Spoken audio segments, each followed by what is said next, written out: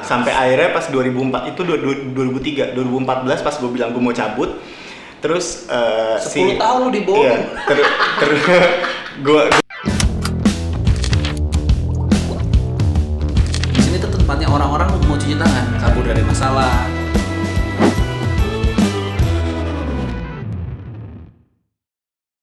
Cuci tangan episode pertama, saya mendatangkan seorang yang saya kagumi sekali. Dia adalah backing vokal Malik and the Essentials. Hai. Keren. Kamga. Bentar. Cari di bawah deh. Kenapa? Karir lu.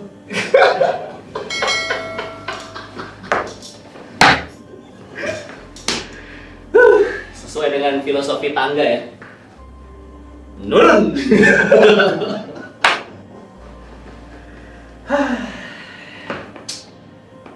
Kalau akhirnya mau jadi vokalis Malik and the Essentials, kenapa? Maksudnya bikin vokal? Iya, bikin vokal. Lu kan vokal, apa namanya, artis lah, artisnya gitu. Frontman, besar dengan tangga dulu. Sekarang juga lu masih punya band. Backing vokal gitu. Maksudnya persepsi orang kan backing vokal masih, ya udah itu bukan bagian dari band. Uang ya. Iya sih. Terlalu jujur ya. Ternyata punya nama baik gitu di industri, percuma kalau unemployed. Setelah berapa lama lu tahu prinsip seperti itu? Setelah berapa lama maksudnya? Maksudnya kayak sadarnya gitu ya? Buat apa gue punya nama baik kalau nggak ada duit? Sampai akhirnya nggak bisa bayar kontrakan sih. Kayak emang harus gitu loh. Maksudnya kayak anjing, ini kalau misalnya nggak bisa bayar kontrakan, gue kehujanan loh, literally kehujanan nih. Tapi lu terlihat masih seperti orang kaya kan? Muka aja sih. Muka ya? Iya. Iya, sisa-sisa kejayaan tangga ya. Walaupun sebenarnya gue ngeliat gue kayak orang kaya, gue agak weird sih. Karena biasanya kalau misalnya lu lihat orang Afrika tuh emang dandanannya kaya. Semua Afrika di Tanah Abang dandanannya kaya, tapi lu nggak pernah merasa dia kaya. Jadi orang anggap gue kaya karena pernah lihat gue di TV aja. Berasumsi orang keluar di TV itu kaya. Iya. Banyak yang kayak bilang, enaknya hidup jadi artis, nggak tahu aja pada nyangkut duitnya di TV. Oke, udah berapa lama jadi backing vokal Malik berarti? Gue pertama kali lihat lu tuh tahun lalu kayaknya deh, Holy Wings. Gue lihat nih, Malik ada kamu nggak nih, keren juga nih. Katanya, alah ngapain di belakang? Oh, backing vokal ternyata. Sebenarnya 2020 tahun berapa lu jadi backing vokal? Itu gue ingat itu Juli 2019, karena itu keputusan terbaik yang gue ambil di tahun Berarti terakhir. pas di Holy Wings gue nonton baru dong itu ya?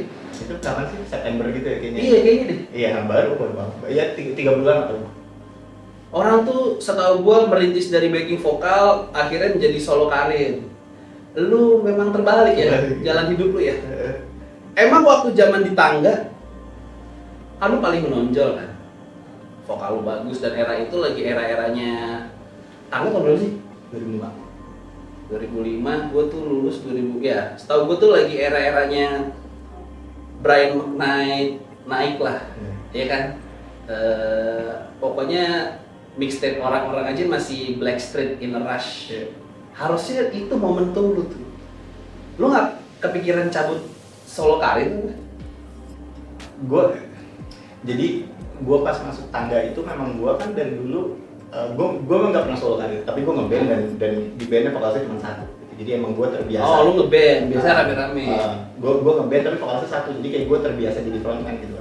Terus pas gue ditawarin tangga, gue bilang sama manajernya kayak makasih tawaran, tapi musiknya pop, maksudnya musiknya kayak pop ballad Indonesia, which gue nggak pernah nyanyiin gitu. Kayak gue mau bikin album kayak. Emang lu ngeband apa dulu bawain? Bawain acid jazz, bawain R&B. Yang band yang gue seriusin banget tuh R&B, jadi kita bawain kebanyakan kayak David gitu. Terus gue bilang sama si manajer tangga kayak gue maunya bikin album kayak Craig David gitu. Oke. Terus dia ngomong kayak ya udah nggak apa-apa bikin album kayak Craig David, tapi kan nggak bisa dari awal. Jadi awal kita bikin pop dulu, nanti lama-lama lu bisa bikin kayak Craig David. Lu dijanjiin gitu? Sampai akhirnya pas 2004 itu 2014 pas gue bilang gue mau cabut, terus 10 tahun di bawah. iya, gue mau cabut, terus si manajer gue bilang, loh kenapa mau cabut? Ya udah, apa kamu mau bikin album kayak Craig David? Bisa kok bikin album kayak Craig David. Gue kayak, gue udah gak suka Craig David sekarang. 2014 Craig David udah jelek banget gitu kayak. Gue mau Craig David tuh 2003 gitu. Jadi ya itu 10 tahun aja hilang. Tapi masa lu nggak pernah kepikiran atau ditawarin deh, ada nggak tawarin gimana kalau setelah album kedua Kamda sendiri dulu deh gitu. Kayak konsepnya sekarang siapa ya? GAC kan akhirnya dipecah tuh. Lu mau tau gak GAC kenapa dipecah? Karena nggak tahu. Karena GAC itu satu manajemen sama gua dan Tangga bubar. Jadi manajernya berasumsi, daripada bubar mending gua pecahin deh satu-satu supaya pada happy. Oh. Belajar dari kasus gua. Lu contoh gagal. Iya. Gua contoh gagal. Label itu. Bukan label, Manajemen. Oh gitu. Makanya kita kasih kebebasan mereka sendiri-sendiri dulu daripada kayak Kamga. Ya kan lu doang Iya. potensi, kalau Tata kan solo juga nggak ada yang beli kan, kita real aja. Tata itu kayak sawi di Indomie ya. Kalau nggak ada juga enak-enak aja Indominya gitu. Gue selalu kasihan sama Tata gitu loh, kayak setiap ada orang berusaha nge-roasting gue pasti tetap ujung-ujungnya ke dia gitu. Iya. Kayak Coba pembelanya gimana? Kalau Kayak misalnya gitu. enggak, gue ngerasa orang kayak gitu karena mereka terlalu respect sama gue sih. Kayak lu tahu banget suara gue bagus banget. Iya emang. Jadi kayak lu nggak bisa tuh, aduh di musik gue harus apain si kamu kayak gitu. Jadi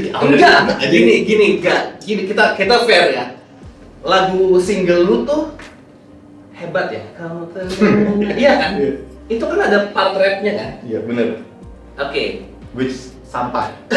Iya dong. Sampah. Harus diakuin dong. Sampah ya. Kalau rap itu dihilangin, lagu itu juga tetap enak. Bener. Fair dong. Fair banget. Iya dong. Pembelaan gue ke Tata adalah dia juga nggak mau ngakuin.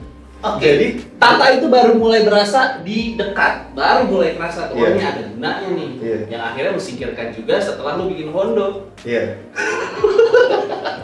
Bukan gue singkirkan, tapi ceritanya beda cuma ya benar. Karena gue nggak bisa ngajak dia nyanyi lagu bela karena dia nggak bisa nyanyi. Iya kan, bener kan. Gimana? Jadi semua di tangga itu memang lu harus ini gitu. Gimana? Iya. Jadi gimana ya? Kayak lu ngerti sistem prekondisi nggak? Kayak Prekondisi itu gimana? preconditioning kayak misalnya tentara. Oke. Tentara itu ketika masuk semuanya itu rebel. Semuanya nggak mau bangun jam 5 pagi, disuruh push up nggak mau push up segala macam, tapi lu dibilang yes sir sampai Ya. akhirnya lu mau ke medan perang maju padahal lu tahu lu bakal mati. Tangga tuh gitu. Jadi kayak ini 4 orang ditemuin, terus abis itu bilang oke, lu bakal nyanyi lagu kayak gini, lu bakal pakai baju kayak gini. Kenapa? Ya karena ini jalannya. Kenapa? Karena ini jalan. Sampai akhirnya saking gue udah nempel itu, ketika ada satu teman gue yang nggak pakai baju yang harusnya Tangga pakai, gue yang kayak lu gimana sih lu nggak pakai baju itu? Padahal lu juga nggak tahu alasan gue pakai baju itu apa. Jadi kayak emang Akhirnya lu sudah semacam tercuci otak oleh industri tempat lu masuk untuk patternnya seperti itu. iya benar. Dan menurutku banyak banget artis yang nggak sadar tapi mereka juga sama kayak gitu. Kayak misalnya contoh, gue tuh sering banget waktu pas si Tangga era keluar dari label gue, banyak banget vokalis atau band yang jauh lebih keren daripada Tangga apaan sih? Ya kan? Iya. Maksudnya yang jauh lebih keren daripada Tangga, musiknya rock, musiknya keren segala macam, terus nanya, lu gimana sih bisa keluar? Gue tuh pengen banget lo keluar. Dari manajer Dari label, gue tuh pengen banget keluar, gue tuh gak nyaman musik, gue tuh gak kayak gini segala macam bla bla bla. Terus dan sampai sekarang di situ. Dan gue kayak, lu kalau pengen keluar ya keluar. Ih, kenapa? Kayak gue gak ngerti. Jadi emang Tapi kalau dari tangga kan bertiga ya terakhir kan? Terakhir lu di tangga kan terakhir sih berempat. Terakhir berempat ya? Yang pengen keluar semuanya apa lu? Chat, yang pengen keluar chat. Oh ya? Karena dari kita berempat yang punya titik tuh dia doang sebenarnya. Jadi gua sama Tata tuh ngerasa kayak, wah gila dia nih titik kita gitu. Jadi, Malah yang paling vokal pengen keluar dia. Dia. Jadi dia waktu itu ngomong kayak, ya udah deh pokoknya apa yang terjadi gua keluar, kalau lu nggak mau keluar nggak apa-apa, tapi gua keluar. Terus di situ gua yang kayak, gua juga nggak mau lanjutin kalau misalkan nggak ada lo gitu. Terus gua bilang sama Tata, men gua kayaknya mau keluar dari tangga nih gitu. Lo apa gua nggak ngajak dia ikut, tapi kalau misalnya lu mau ikut ayo banget. Terus dia kayak, terus dia ngomong kayak, lu pikir yang paling gak ada di tangga siapa? Ya gua lah gitu, orang gue yang ngomongin orang di sini gitu. Ya gua pasti mau. Oh, berarti Tata tuh tahu selama ini dia diomongin segitu tidak bergunanya. Dia tapi sekarang gini man, Tata tuh ya, gua tuh salut banget sama dia ya. Dia tuh kayak, lu tuh bisa ngomong ke muka dia kalau kayak lu tuh jelek banget, dan dia kayak nggak denger. Karena dia udah kayak memaster sebuah art untuk nggak dengerin omongan orang terhadap dia ya udah dari 2005. Karena itu yang bikin dia bertahan di musik. Iya. Kalau dia nggak punya itu ya Mental, dia udah cabut dari kawan-kawan. Tapi menurut lu si Tata lebih sebel dibilang nge-rapnya jelek apa dibilang adiknya di Dirian? Kayaknya ada di sini. Lebih sebel. Ada di. Kayak lu bisa ngebayang nggak sih ketika lo Iya. Tata tuh baru menang AMI minggu lalu. Emang iya? Iya lah, kan dekat menang AMI. Oh, Iya kan? iya. Selamat ya akhirnya. Dia baru menang AMI minggu lalu gitu. Megang piala atas lagu yang dia bikin sendiri, liriknya dia tulis sendiri, lagunya bagus gitu. Dan ketika orang lihat dia, orang kayak ada Didi ya. Dan Didi tuh apa karyanya sekarang?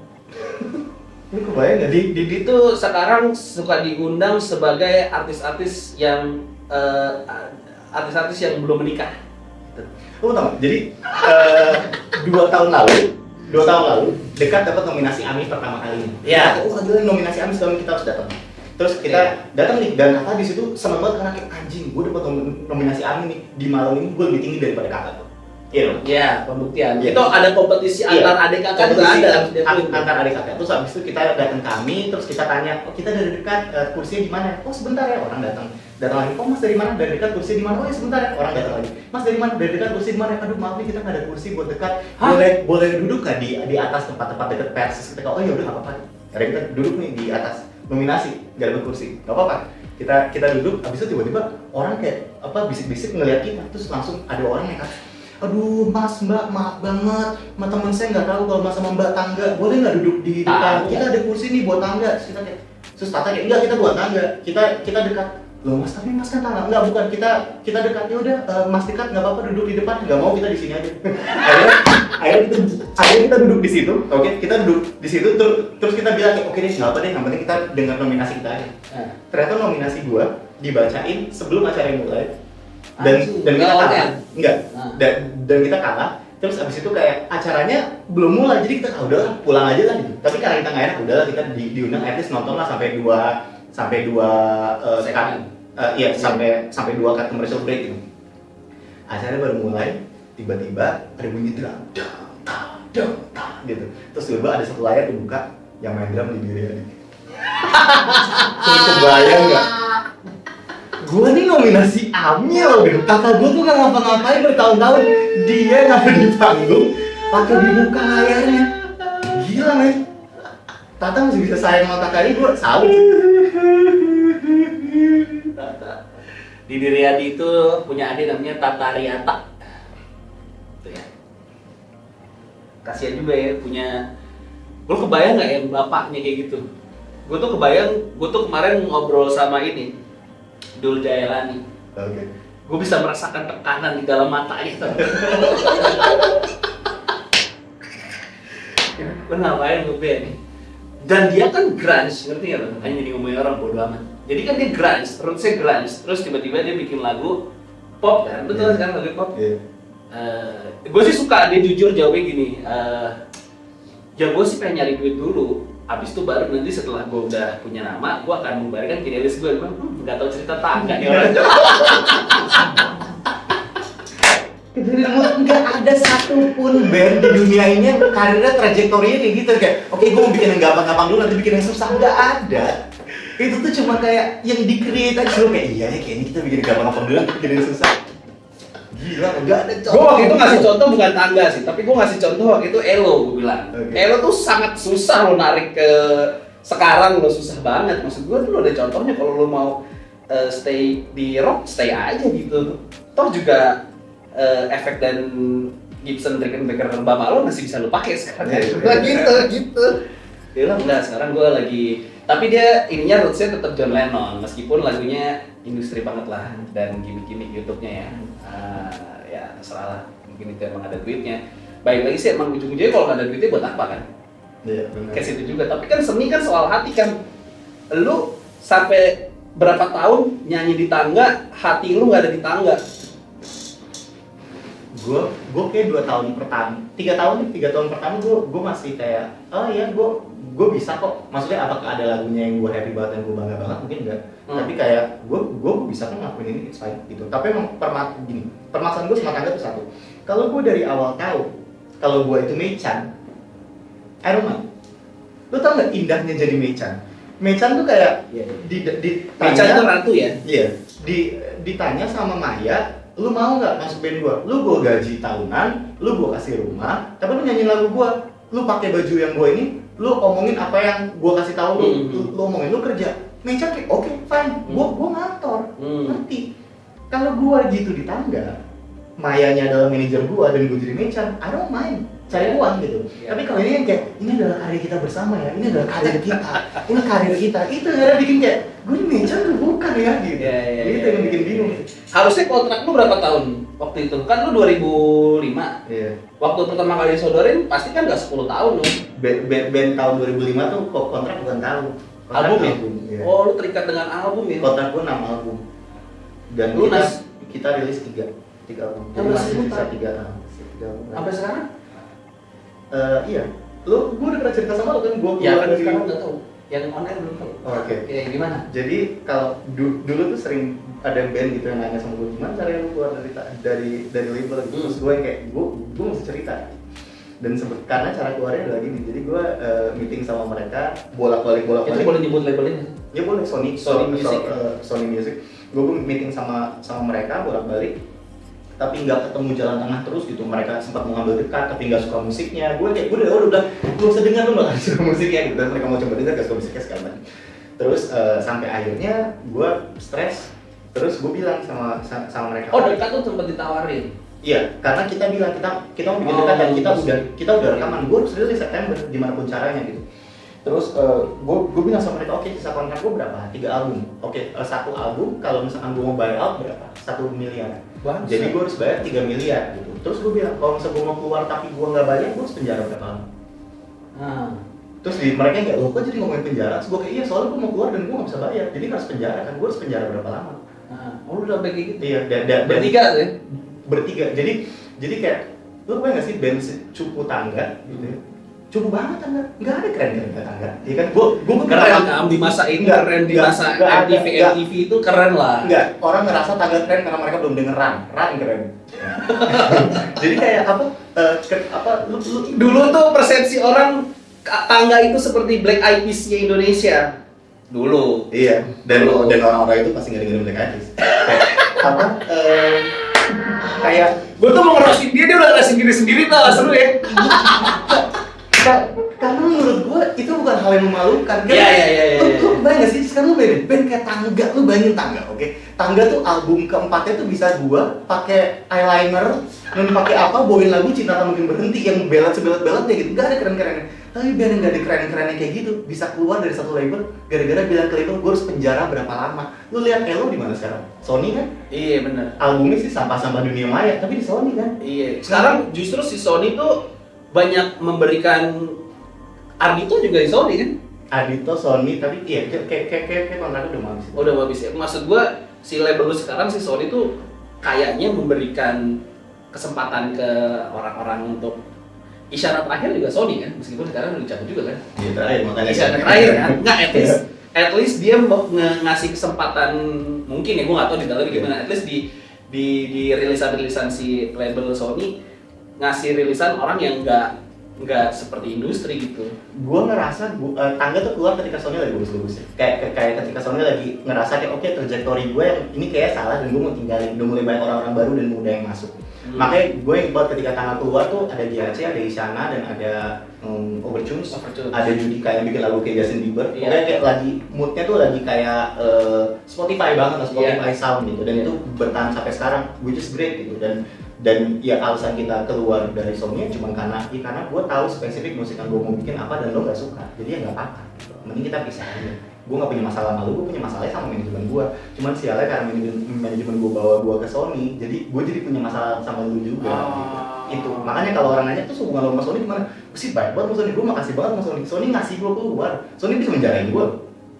Tapi dia ngasih gue keluar gitu. Jadi gue I have nothing but respect ke Sony, ke manajemen gue enggak.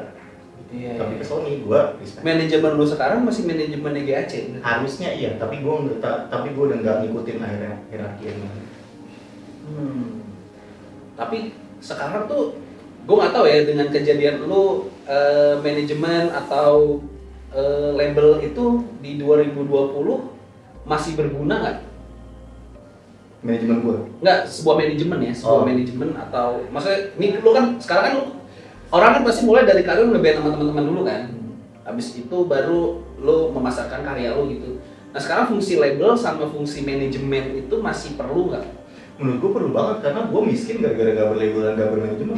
Band gue gagal, gue punya band dekat dan bagus banget. Tuh dekat tuh kontak personnya misalnya kayak kita mengundang dekat itu ke siapa? Ke Chef. Oh langsung ke personal ya, kayak lu bener-bener band indie banget ya? Kayak makanya gue bilang band indie tuh gak ada tai-tainya sama kita bertiga. Kita anak tangga yang culun dan lebih indie daripada hampir semua band indie sekarang. Gara-gara dan bukan gara-gara lebih keren dari mereka, goblok aja pilihannya gitu ya. Maksudnya kayak gue ketika ketemu anak-anak indie sekarang, bisnis plan-nya tuh jelas gitu. Iya benar. Kayak gue sempat gue buat itu kayak dekat bahwa kita bawa nih album kita ke manajernya KPM, ke manajemennya mereka Berita Angkasa. Terus kita bilang sama mereka, gue mau dong rilis sama kalian. Dan Berita Angkasa dari awal bilang kita nggak mau rilis kalian. Tapi kalau misalnya lu mau sharing, boleh.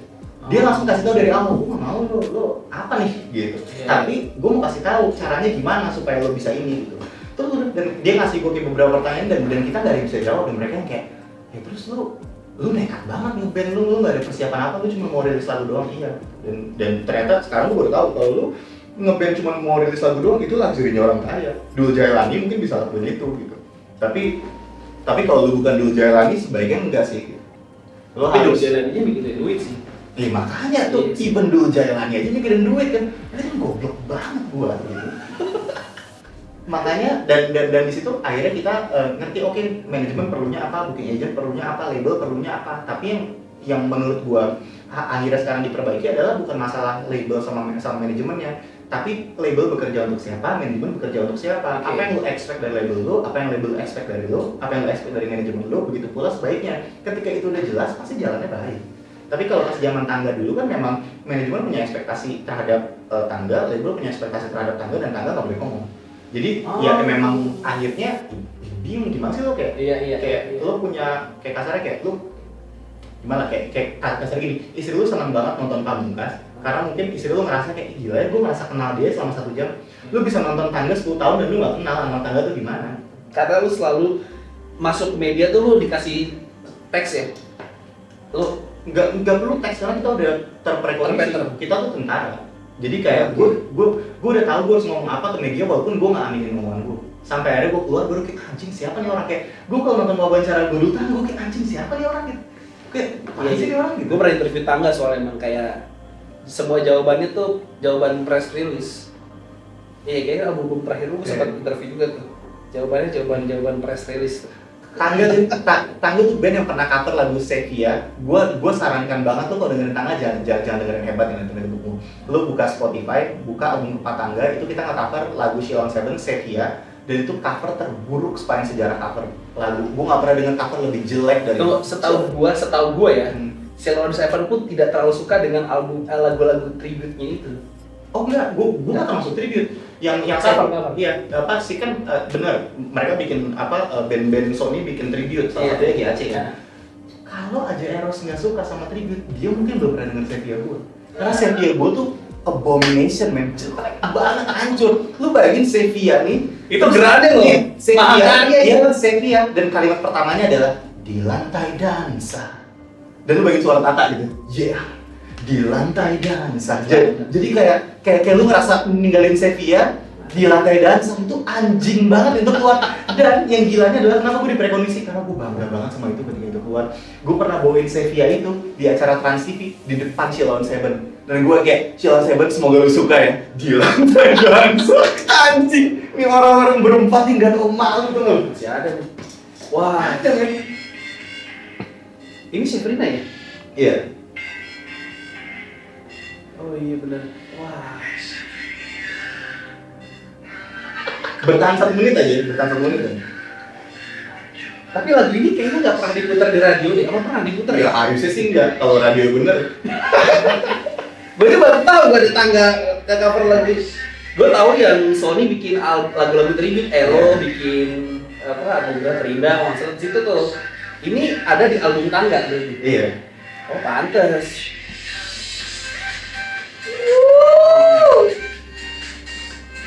Wah gila. Apa itu? Lantai dansa. Wah, gila, men. Gila, gue kalau jadi calon saya nih, gue ludahin gue.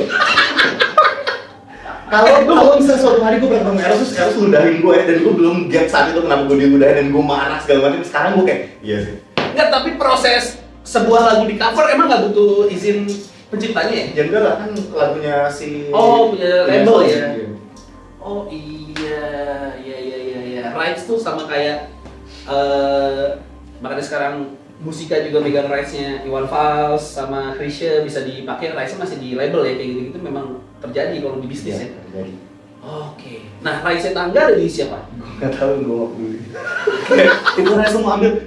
Enggak, masalahnya gini, lagu Tangga itu kan memang lagu ballads yang industri banget. Harus diakui lah, banyak yang bisa dipakai lagi gitu sekarang at least buat soundtrack film gitu. Tapi nggak ada yang nyanyiin lagi. Rights-nya ada di siapa itu berarti? Gue gak ngerti. Oh iya, dari ini mungkin gue harus klarifikasi kali, lagu Tangga enak menurut gue. Gak masalah, gue gak punya masalah sama lagu Tangga. Gue masalah karena gue yang nyanyiin. Iya, Jadi lagunya kayak, enak. jadi kayak kalau orang lain nyanyiin sih gak masalah gitu ya. Tapi kalau misalkan kayak lu denger gue dekat dan lu denger gue Hondo, itu terus denger gue nyanyi Tangga dulu, ya maksudnya kayak ya there's something wrong with that guy gitu loh. Kayak kenapa ada di situ. Cuma lagu sendiri gak masalah. Dan bener, gue juga sampai sekarang bingung kenapa belum ada yang remake atau apa. Gue ingat banget, gue bilang ke manajer gue itu adalah gue berempat keluar dari Tangga. Jadi Tangga ini milik lo, karena emang Tangga nggak pernah jadi milik kita. Jadi kalau lu mau bikin Tangga lagi, lu cari satu. Punya si manajemennya itu. Lu cari satu orang hitam, satu orang Cina, satu orang Betawi, satu orang Arab gitu. Lu mau bikin lagi nggak ada masalah banget. Kita nggak bakal tiba-tiba kayak, apa nih nggak bakal gitu. Emang Tangga terbentuk dengan itu apa namanya? Beda-beda ras gitu dibentuk awalnya, enggak kan? Iya kan. Secara tidak sengaja kan? United Colors Band kan. Oh itu memang bener kayak gitu. Oh sekarang kita ngerti kenapa Tata masuk bukan karena rapnya, karena dia Arab. Enggak, karena dia ada Didi soalnya. Soalnya manajer Didi. Terus dia punya BG sini satu kan gitu, pemain sinetron. Jadi Tata itu dari dulu emang gak main sinetron, dia tuh emang musik banget. Cita-cita dia tuh sangat noble, dia tuh menjadi jurnalis musik. Tapi kok nggak pernah terwujud? Karena di Tangga. Oh, Sekarang iya. lu bayangin gak sih kalau Tata tiba-tiba ngetok kantor Rolling Stone, saya boleh gak gue jadi jurnalis? Mana ada yang mau? Gila apa lu, mau sejago-jago apa yang nulis ya? Aduh, kesian men, Tata tuh hidupnya dirusak sama manajer gue. Kasiannya tuh lu pada sadar pas udah umur 30-an, iya kan? Lu Iya. keluar Tangga umur 30, maksudnya Iya. untuk balik ke itunya tuh capek banget, lu mulai dekat aja pasti capek banget kan? Iya. Mulai dekat, mulai Hondo, gue tahu ceritanya Hondo itu waktu ini udah levelan Kangga ya sama Share di mana ya, Soundrenalin ya, lu bawa alat sendiri, ngeset sendiri, nyolok kabel sendiri berdua, itu iya kan? Iya. Lu hati kayak ngentot ini manajemen gue udah mau bangsat dari dulu. Greg David tau kita ngentot.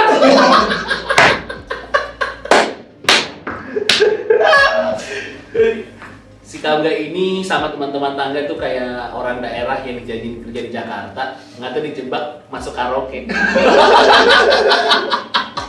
Mana Pak kerjaan? Ya ini kerjaan.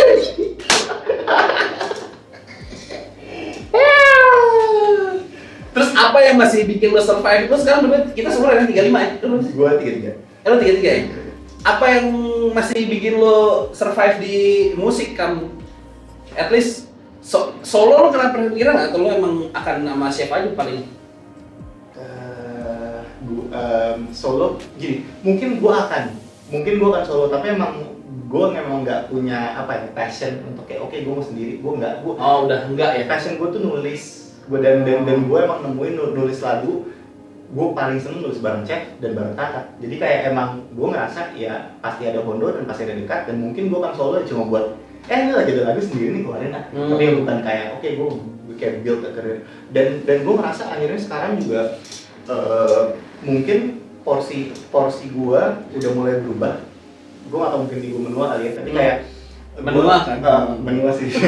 Kan 2 tahun terakhir ini memang gue bekerja lebih sering jadi backing vocals dan jadi vocal director gitu. Jadi kayak kasarnya tugas gue adalah menggunakan apa yang gue punya sebagai penyanyi untuk gue share ke orang-orang yang mungkin lebih muda atau orang-orang yang lebih perlu untuk bikin karya mereka semoga jadi lebih bagus gitu. Dan akhirnya gue ngerasa malah ini sih pekerjaan utama gue. Mungkin emang gue udah mulai tua, taking a step back. Anak-anak yang lebih muda dan lebih bagus dari gue ini yang cuma perlu gue bantu untuk nemuin suara yang paling baik buat mereka aja. Akhirnya sih kayaknya itu sih, maksudnya kayak gue dulu waktu gue terima kerjaan jadi vocal director pertama kali, gue takut banget karena gue berpikir akan ngegesek ego gue sebagai penyanyi gitu. Karena kan gitu kan, semua orang yang guru gitar kan pengennya jadi John Mayer gitu, tapi mungkin karirnya nggak bisa sampai sana, akhirnya jadi harus ngajar John Mayer gitu kan. Dan sama guru les kan karena karirnya sudah ini akhirnya jadi guru les. Dan mungkin emang karir gue segitu. Mungkin kayak peak paling tinggi gue adalah pernah terkenal di tangga, dan gue nggak akan pernah bisa ngalahin peak gue itu lagi, dan ternyata gue nggak apa-apa sih gitu, karena gue happy banget sama kerjaan gue sekarang, sama karya gue sekarang gitu. Tahun berapa lu pikir karir tertinggi lu di tangga? Tahun berapa? Di tahun tangga album keberapa lu ngerasa kayak titik famous lo di situ gitu? Kayaknya tahun ketiga deh, 2008. Album berapa tuh? Album ketiga. Hebat tuh album pertama ya? Hebat album pertama. Kayak Kesempatan kedua tuh album berapa? Kesempatan kedua album ketiga. Oh itu ya? Iya. Gue sih ngerasa itu bukan karena album ketiga lebih gede dari album pertama, tapi kayak di tahun ketiga tuh mulai berasa ternyata banyak banget orang yang suka sama album pertama gitu. Iya. Emang kalau secara skor musik ya, tangga tuh masih tinggi. Karena di radio gue masih sering diputer. Kayaknya salah satu radio yang paling sering muter tangga tuh karena emang ada skornya kan. Jadi kalau di survei digital gitu di ini tangga tuh masih kesempatan kedua sama Cinta Tak Mungkin Berhenti. Tapi lu tau gak kenapa lagu tangga diputar di radio lu? Karena radio lu udah gak keren, yang keren Spotify. Spotify gak muter tangga. Lu dengerin dulu. Lu lihat ya hasil listen terakhir ya. Gitu gue ini. Ya, itu radio gue yang ngomong Kangga ya. Gue mencoba mempertahankan perusahaan kita. Daripada gue bermasalah sama kantor gue nih kan. Tapi lu tau gak? Lu kan kita kan ngomongin Spotify dari tadi nih. Gue gue based on Nielsen ya. Berarti kan kita ngomongin Spotify gitu. Tapi lu tau gak kalau secara Nielsen Spotify itu masih di bawah Joox. Tahu kan? Bener. Jadi Spotify itu sama kayak kita selalu mindset kita Netflix gitu. Padahal Netflix itu masih di bawah video atau view kalau nggak salah malah, setahu gue ya. Jadi ya memang kurang keren sih. Tapi secara pendengar masih banyak kan?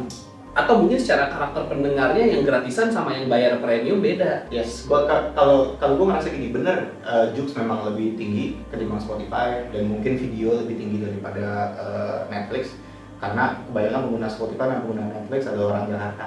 Iya, betul. Masalahnya orang Jakarta yang spend. Iya, jadi betul. Artis bisa hidup manggung 20 kali di Jakarta sebulan daripada manggung 10 kali ke daerah sebulan. Iya benar. Jadi menurut gue yang penting emang quality pendengar sih. Tuh secara pendengar, ini ada Nielsen terakhir.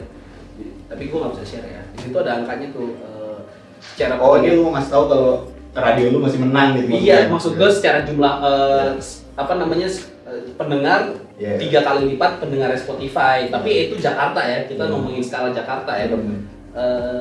Tapi gue setuju kok, nyokap gue sampai sekarang masih selalu nanya lu gimana cara dengan Spotify. Gimana sih nak cara dengan Spotify, gue harus jelasin pakai video gitu. Iya, ada juga yang kayak misalnya gue bikin podcast juga, bang podcastnya mau denger dong nggak diupload di YouTube gitu. Entot lo, podcast mah asalnya ya audio bukan di YouTube gitu kan. Jadi kalau landasannya Spotify itu memang mindsetnya keren ya, gue setuju sih. Makanya tangga tidak terlalu banyak diputar di Spotify ya. Atau mungkin karena udah nggak ini kan, udah nggak disodorin ke regenerasi pendengar baru. Oke, pertanyaan gue sekarang, menurut lo kalau tangga masih punya lagu sekarang masih bisa compete nggak? Dan kalau bisa compete-nya sama siapa? Bisa. Kalau ngelihat Kahitna aja tiba-tiba pakai Supreme, harusnya sih Tangga bisa punya lagu bagus lah. Tapi lo nggak bisa bandingin Kahitna sama Tangga. Kahitna tuh even bigger than Mali. Segitu loh, mas gue ngebandingin Kahitna sama Tangga tuh kayak enggak, maksud gue Kahitna kan sempet ya sih, Kahitna memang singlenya baru, maksud gue untuk regenerasi pendengar baru kan. At least mereka mencoba untuk menjadi muda kan. Benar. Iya kan? Nah, lo lihat dong foto-fotonya Kahitna dengan baju Supreme atau? Iya, gue tahu. Gue cuma ngelihat itu kayak tren lagu ballad sekarang. Kayaknya udah nggak niup ke Tangga lagi, karena kayak gue berusaha mengingat lagu seperti alat tangga yang sekarang besar yang gue nggak tahu apa, tapi mungkin lu yang radio tahu. Kalau gue sekarang kalau balance kayaknya lebih ke soloist sih. Kalau grup nggak terlalu ya. Sekarang tuh lagi soloist yang lagi naik, at least jebolan-jebolan idol gitu. Mereka masih soloist dan balance. Kalau enggak ya eranya kalau soloist cowok ya eranya harus punya ini message lagunya kalau gue sih ngerasa iya benar. Iya kan? Itu kan kirinya Iya, maksudnya kirinya. mungkin kayak Unmesh gitu kali Iya. ya, dia masih paling dekat sama tangga dulu. Tapi menurut gue juga Unmesh lawan tangga pasti tangga kalah sih harusnya ya gitu. Karena secara suara Enggak juga sih, bisa juga sebenarnya kalau manajemen lu mau ngejual lu mungkin bisa menjual backstory lu pacaran sama Sefrina, lagu ini dibikin waktu Kamga berantem sama Sefrina. nggak bisa karena manajemen gue tidak memperbolehkan pacaran di. Oh gitu. Anjing sampai segitunya? Iya. Kenapa? Nggak tahu gue. Dan gue nurut aja. Oke. Jadi lu pacaran backstreet apa belum pacaran? Belum pacaran. Oh, tapi udah naksir.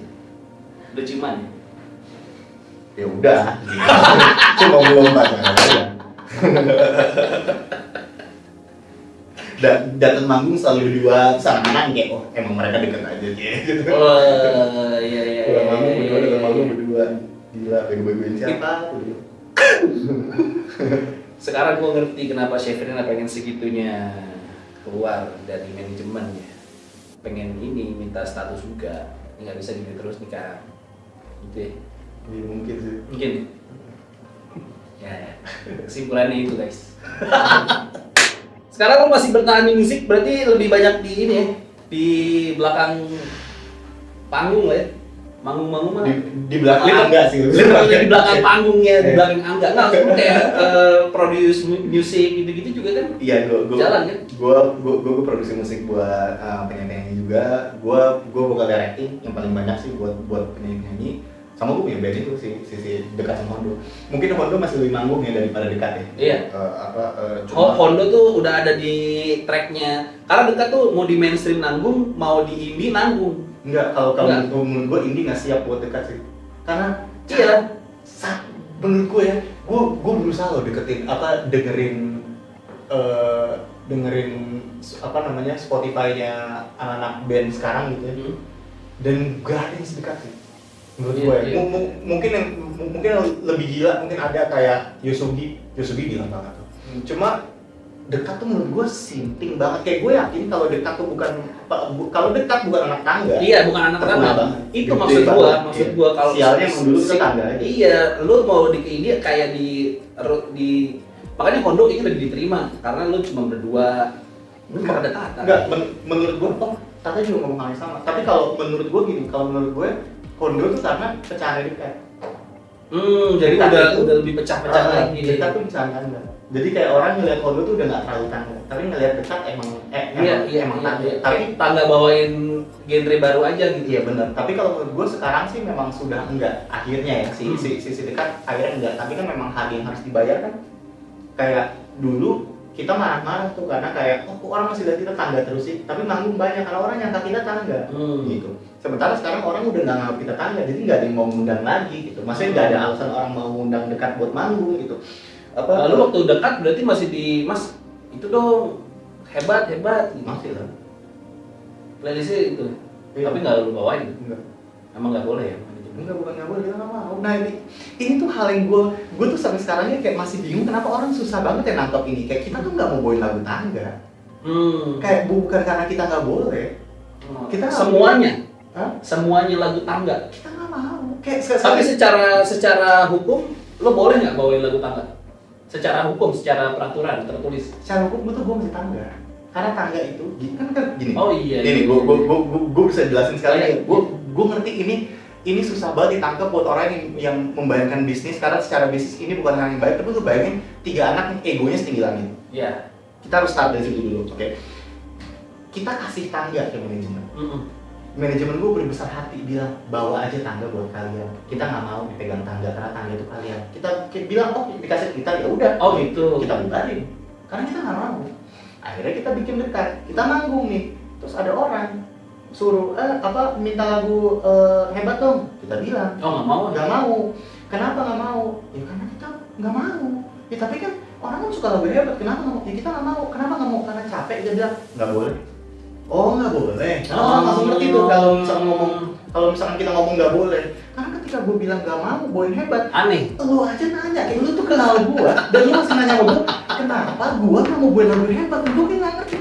Pertanyaannya adalah kenapa gue mau bawain lagu hebat? Itu pertanyaannya gitu loh. Nah, maksud gue kan siapa tahu lo kepikiran remake lagu Sevilla aja kayak bisa kayak gitu. Misalnya nggak mau remake lagu hebat. Sama sekali enggak. Gue nggak mau. I don't want anything to do with that band because I hate that. I fucking hate that band. Oke? Dan Kan biasanya ada bisa ini orang-orang kayak Surabaya ngundang dekat gitu buat ulang tahun anaknya kayak gue suka tangga coba bawain hebat gitu. Ya makanya ternyata duit nggak bisa membayar. Makanya gue nggak bisa bayar kontrakan. Makanya gue miskin. Makanya gue mau jadi backing vokal Malik. Jadi kalau misalkan lu pertanyaan pertama lu ketika gue duduk di sini adalah kenapa lu mau jadi backing vokal Malik? Karena jadi backing vokal Malik jauh lebih mending daripada gue harus nyanyiin hebat. Dan Malik tuh keren banget. Jadi kayak pilihan jadi backing vokal Malik gampang deh. Orang nawarin gue, lu mau nggak jadi backing vokal Wali daripada bawain tangga? Gua lu jadi backing vokal Wali. Kenapa? Gak ada masalah jadi backing vokal. Apa masalah jadi backing vokal Wali? Gue nyanyi lagunya, tapi mereka lu nggak suka. Ya, tapi mereka yang bikin, itu bukan karir gue. Oh iya, at Gue di least sana bekerja, gue jadi mecan. At least lu tidak berstatement kayak ini karya gue nih, gue bangga dengan sesuatu yang tai. Itu bukan karya gue. Gue di situ mencari uang dengan bernyanyi, dan cita-cita gue dari dulu ada bisa hidup lewat musik, nggak ada masalah. Gue cuma nggak mau nyanyiin hebat. Why is it so hard to understand gitu loh? Kayak kalau lu emang mau buat lagu hebat, nyanyiin aja. Kayak kasar, lu bisa kayak kasar gini. Kalau misalkan tiba-tiba ketemu nih, oh ternyata hebat itu ada persentase gue 50%. Misalnya. Ya mungkin. Tapi misalkan ada persentase gue 50%. Lu mau bawain nggak? Enggak, gue nggak mau. Misalkan Jadi all songsnya Tangga sampai sekarang udah lu kubur berarti ya? Semua lagu Tangga? Sejak gue bilang gue keluar dari manajemen itu, gue udah kubur. Tapi semua lagu Tangga emang nggak ada satupun dari bikinan lo? Gue kan nggak dengerin semua lagu Tangga ya. Iya. Maksudnya at least biasanya kan suka ada nyempil-nyempil tuh track yang bikinan anak-anak. Ini semua all management berarti? Oh, enggak, ada kok lagu-lagu Tangga yang kita banggakan. Maksudnya yang senang gitu. Yang kita senang yang waktu kita bikin dekat pertama kali kita kayak itu kita bawa aja kali ya. Tapi ya emang sempet kan berarti kayak kita bawain aja. Sempet lah gitu. Cuma memang egonya terlalu gede. Kayak kasar gitu ya. Gue keluar dari mereka. Ini lu bayangin perasaan manajer gue. Ketika dia lihat karir gue hancur. Lu kebayang gak sih betapa happy-nya dia? Pasti. Kayak lu sih sok-sokan lu. Lihat tuh, lu nih anak kecil so tau nih keluar dari tangga, sekarang lu miskin kan, coba lu tetap sama gua. Iya, dan gua gak mau kasih dia kebahagiaan sedikit pun. Jadi kalau gua harus tinggal kolong jembatan dengan gak bawain lagu Tangga, gua tinggal kolong jembatan. Enggak sih. Iya, karena gua gak mungkin tinggal kolong jembatan karena gua masih bisa nyanyi, jadi mungkin gua bisa nyanyi di kafe. Iya.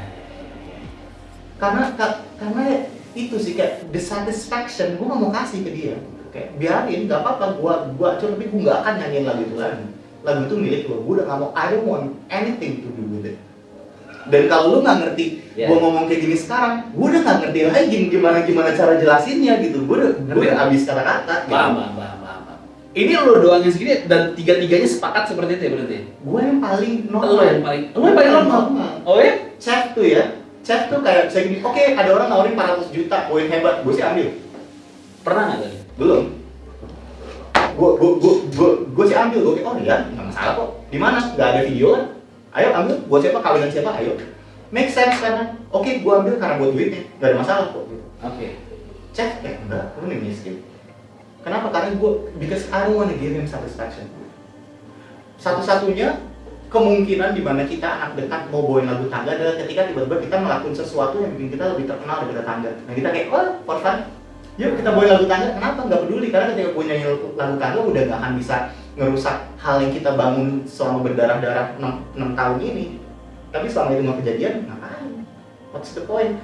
Kecuali kalau lagu Tangga itu fix you, ya gue ngerti gitu. Lu bikin one of the best songs ever written gitu, atau Imagine gitu, dan lu kayak gue bawain hebat kayak, who gives a shit man gitu kayak. Kalau gue sekali lagi sorry banget kalau misalnya lagu favorit lu hebat ya nggak apa-apa.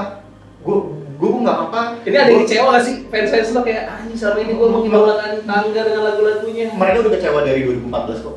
Dan mereka tahu gue nggak peduli. Kayak lo tau gak sih, gue tuh nggak pernah balas orang yang bilang kayak kak ini aku cover lagu Tangga, gue tuh nggak pernah balas kak ini, dan gue kayak apaan sih lu caper banget, nyanyi sama aku. Lu belum minta izin ke gue gitu, kayak kenapa sih gitu. Dan gue baru mulai bisa nge-like tuh setahun terakhir. Gue aja sekarang udah bisa kayak kak aku bisa nyanyi cerita kamu berarti nih, dan gue like, gue nggak denger tapi gue like gitu. Gue kayak ya udah sih dia mau ekspresiin diri pakai lagu lama lu, kenapa lu harus segitunya. Dan akhirnya gue udah mulai pelan-pelan udah kayak bisa kok gue nge-like selama 6 tahun. Akhirnya gue bisa nge-like orang nyanyi lagu Tangga tapi gue nggak denger.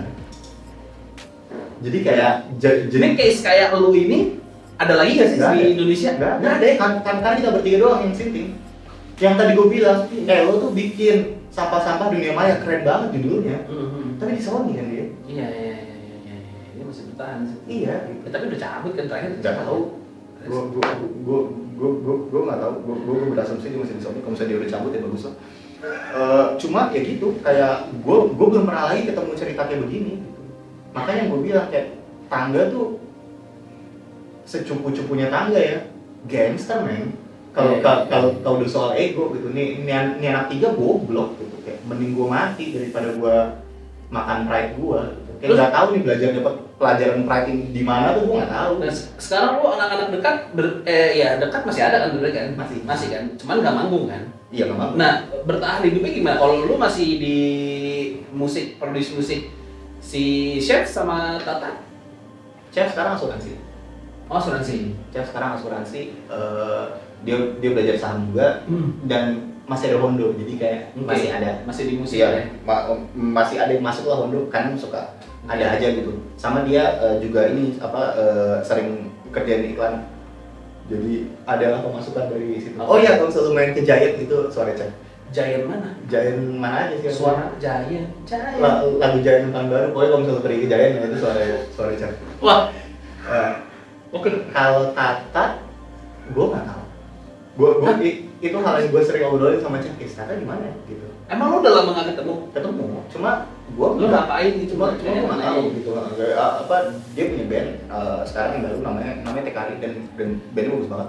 Tapi ya sama dia dekat. Maksudnya kayak ya gitu aja. Apalagi dia ngerilis band di era pandemi, pasti nggak mungkin ada duitnya kan. Jadi gue nggak tahu. Cuma gue berharap. Cuma yang gue tahu dari Tata, dia tuh orangnya sangat nabung. Jadi gue yang gue bayangin harusnya dia tetap lebih banyak daripada gue harusnya, karena dia pintar nabung. Jadi kalau misalnya ditanya gimana cara bertahan hidup, nggak tahu sih. Lu ceritain keajaiban lu di saat saldo lu udah habis dan lu dapet tawaran ngedirect musik ya? Lu udah anjing, gue duit udah habis, tiba-tiba ada tawaran di saat manggung lu nggak ada tawaran lu jadi vokal director apa produser gitu? Iya, kan ada itu. Ada, lo tahun berapa tuh? Di 2017, 2000? Gue cukup sering sih ada momen-momen momen percaya Tuhan gitu, gue kayak anjing Tuhan nih gitu, kayak ada lo ternyata. Saldo lu paling kecil berapa? Orang tuh pasti nggak ada yang percaya lu tuh bokeh, nggak ada yang percaya. Humbling experience gue ya. Ini humbling experience gue terhadap Tangga. Jadi gue waktu itu tinggal di satu rumah di BSD kontrak. Dan rumahnya itu ternyata septic tanknya ada di dalam rumah, ada di dalam ruang tamu. Jadi ini kayak sekarang kan? Dulu enggak, 2 tahun lalu. Oke. Jadi karena dia bikin ruang tamunya digedein, jadi tapi si pembuangannya belum dia keluarin. Jadi rumah tuh bau gitu. Jadi setiap kita pulang rumah bau, setiap lu nge-flash bau gitu. Akhirnya kita waktu itu karena belum tahu, kita mikir kita harus beli ini apa namanya? Pewangi. Bukan pewangi. Jadi kayak kalau lo pergi ke Mitra 10, jadi ada kayak zat gitu yang lo masukin ke dalam si toilet lo. Oh, buat itu ngedepin apa namanya? Ngedepin. Iya tahu gua. Yes. Iya. Semacam itulah. Tapi kan itu merusak pipa sebenarnya. Iya. Iya, tapi kan gua lupa gua. Jadi menguapkan itulah gitu ya. Iya. Menguapkan tai gitu. Kita pergi ke Mitra 10, kita ambil satu itu 90.000. Jadi 180.000. Ini kita tuh bertiga. Enggak, gue sama Chef. Okay. Jadi 180.000. Terus abis itu gua kita ngecek tuh, oke harganya 180.000. Terus pas gua cek, BCA gua tuh isinya cuma 600.000. Oke. Tinggal 600.000. Tinggal 600.000. bukan buat beli itu, tapi semuanya Iya, tinggal untuk hidup ya. Untuk hidup.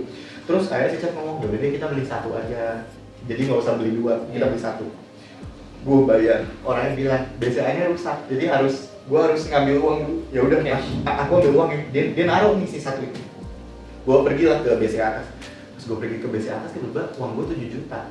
Hah? Gue kayak, ini 7 juta apa? Gitu. Terus akhirnya gue langsung ngecek kan, gue ngecek mutasi dari Sony Music. Jadi ternyata Sony itu nggak pernah bayarin royaltinya Tangga dari awal. Entah dari awal tuh dari 2010 atau gimana kali. Dan itu royalti kita yang, ya gue royalti mungkin per lagu 0,5% aja, tapi numpuk jadi 7 juta. Gue nangis. Mungkin wah gila nih humbling experience banget. Gue maki-maki ini band, gue jelek-jelekin ini band di TV segala macam. Tiba-tiba gara-gara ini band gue hidup lagi nih hari ini gitu kan. Udah, akhirnya di saat itu gue kayak wah gila, gue thank you banget Sony Music masih banyak nih gitu. Akhirnya gue turun lah, terus gue bilang sama Cep, udah kamu ambil satu lagi. Oh kan kita nggak ada uang, udah ambilnya satu lagi. Saya kita ambil satu lagi, terus gue kasih lihat teman-teman. Lihat nih, aku Itu chef juga dapat dong, apa lu doang? belum dulu. Oh, belum. 7 juta nih, 7 juta dari Sony gitu. Kamu jangan dapat, coba aku cek. Dia dapat 7 juta juga. Dia nangis. Segala macam gitu. Dan kita selamat gara-gara. Berarti lo nggak bisa segitunya benci manajemen lo kan? Maksudnya lo dipikir sekarang pun emang karena ada faktor manajemen. Gini deh, kalau dulu misalnya lo tidak dikumpulkan manajemen, bisa juga lo sekarang nggak di musik gitu. Nggak mungkin. Nggak mungkin. Karena gue yakin gue akan lebih sukses kalau gue nggak tahu manajer gue. Masa sih? Tapi ya, Tangga itu kan bentukan kan? Iya. Iya kan? Dan gue udah ngeband dari dulu, karir band gue balik sampai akhirnya gue didengar sama orang ini terus masuk Tangga gitu. Jadi kayak menurut gue mungkin trajektorinya ya akan berbeda aja gitu. Tapi ya sekali lagi kan nyeselin males ya. Kalau misalnya tadi lo ngomong kayak ya harusnya gue nggak harus terlalu benci sama manajemen gue sih benci. Gue nggak benci sama Sony. Gue orang miskin, gue ngomong gue nggak pernah punya masalah sama Sony. Iya. Sampai sekarang masih benci sama manajemen? Mungkin benci udah terlalu ini ya. Padahal kita sudah kedatangkan orang-orang dari manajemen aja. Itu banget ya. Mungkin kalau benci sih udah enggak ya, karena udah lewat gitu. Maksudnya guanya 6 tahun kan. Iya, dan guanya juga kayak kasarnya kayak gue benci banget sama mereka ketika gue ngerasa karir gue nggak kemana-mana dan gue belum bisa damai sama itu. Tapi ketika akhirnya gue ngakuin karir gue nggak kemana-mana dan gue damai sama itu, udah nggak ada rasanya. Udah kayak oh ya, emang udah fase yang lewat aja. Nice. Jadi kalau lu masih mikir gua akan masuk hidup menjadi musisi, mikir-mikir lagi. Karena nggak semua orang berbakat itu berhasil dari secara uang ya. Susah ya sekarang bisnis musik itu gimana sih sebenarnya? Gue nggak ada bisnis men, jadi lu naik orang salut tanya ke Hindia mungkin dia tahu, lu tanya Baskara mungkin dia ngerti.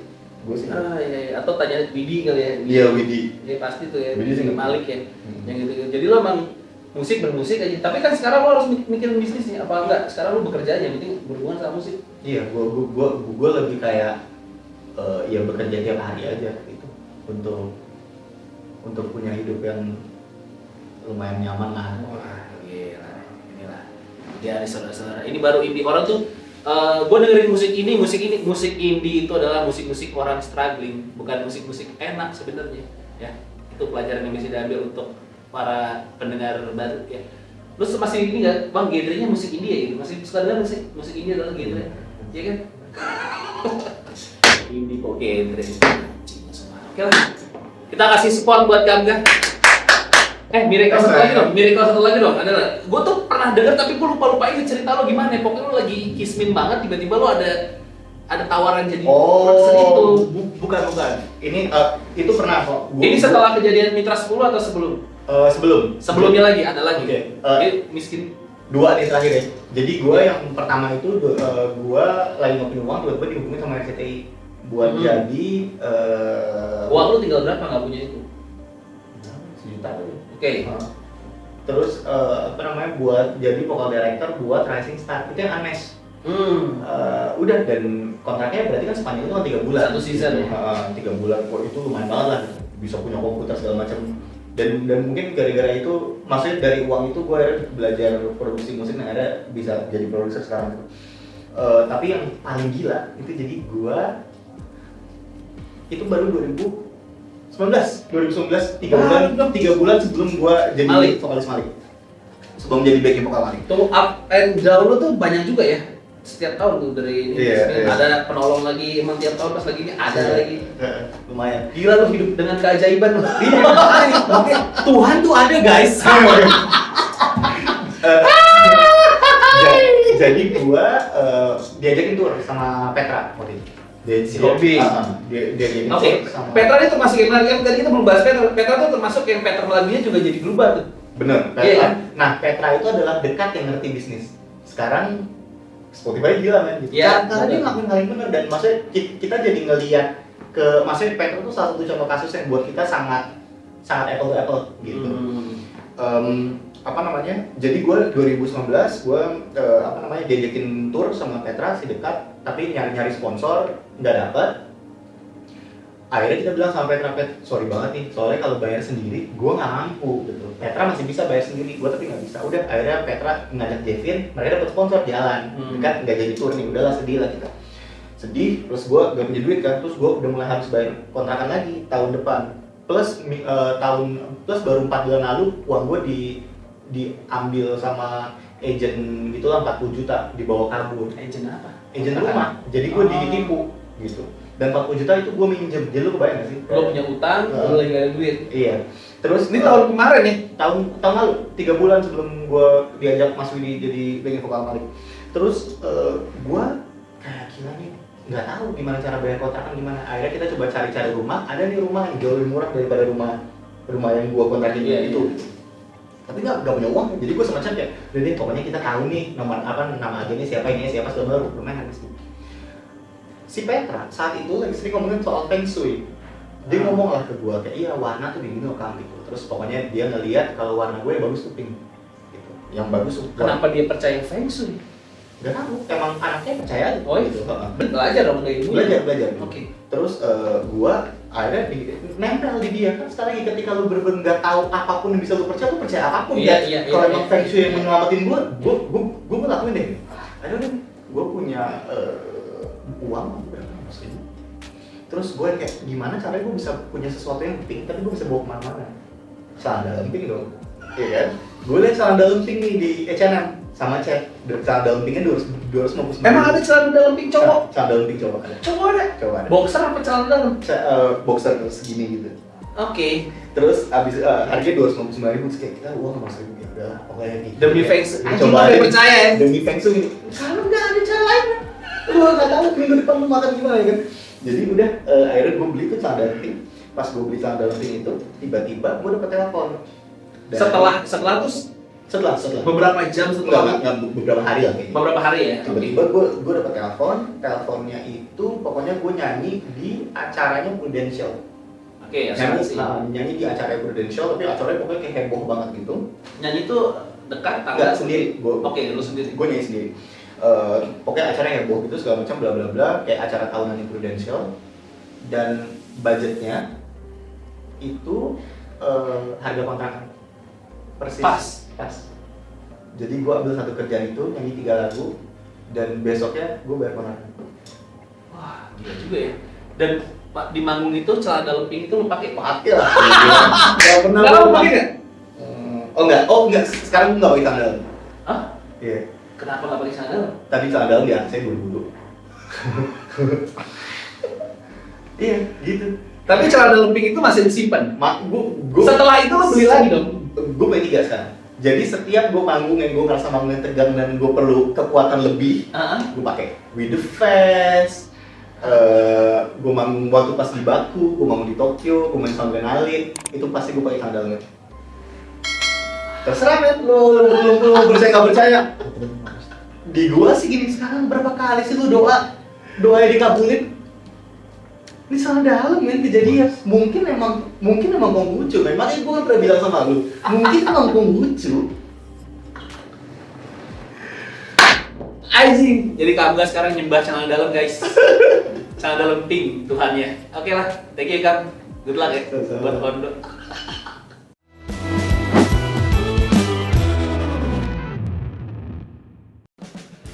Jadi lu bisa ngelihat sisi manusia dari orang-orang terkenal, ternyata mereka orang juga, ya kan? Pengen buktiin, nonton video-video lengkapnya yang cuman ada di channel ini. Subscribe, oke?